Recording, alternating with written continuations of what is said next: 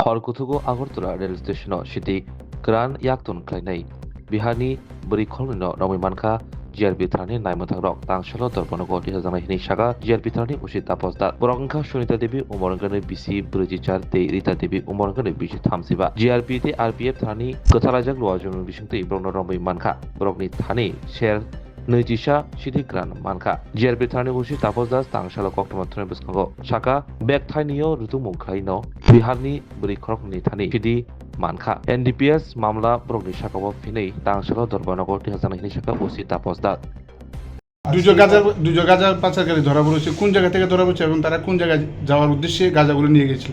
হ্যাঁ, গতকালকে আমাদের আগরতলা রেল স্টেশনে দুজন মহিলা গাঁজা নিয়ে ধরা পড়েছে এবং ডিটেনও হয়েছে। তো গতকালকে আমরা ওনাদের এগেনস্টে একটা আমাদের আগরতলা জিআরপি থানাতে মামলা নেওয়া হয় এনডিপিএস দ্বারায়।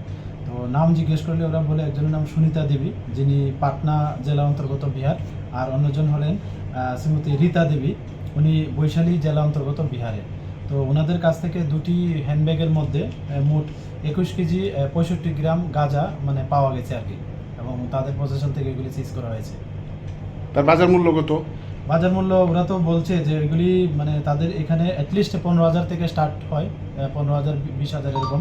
তো এরকম করে যদি 15,000 ধরি, এগুলির মূল্য প্রায় 3,15,000 মতো দাঁড়ায় আর কি বাজার মূল্য। তাদেরকে আদালতে তোলা হবে? হ্যাঁ, আজকে মহামান্য আদালতে প্রেরণ করা হবে। তাদের সাথে কি আর অন্য কেউ জড়িত আছে? তাদের সঙ্গে এখনো তো তারা বলছে না, তো আমরা দেখছি এবং ইন্টারোগেশনও চলছে। নিশ্চয়ই তাদের একটা সোর্স তো থাকবে, নিশ্চয়ই অবশ্যই থাকবে। তো আমরা এগুলি দেখছি।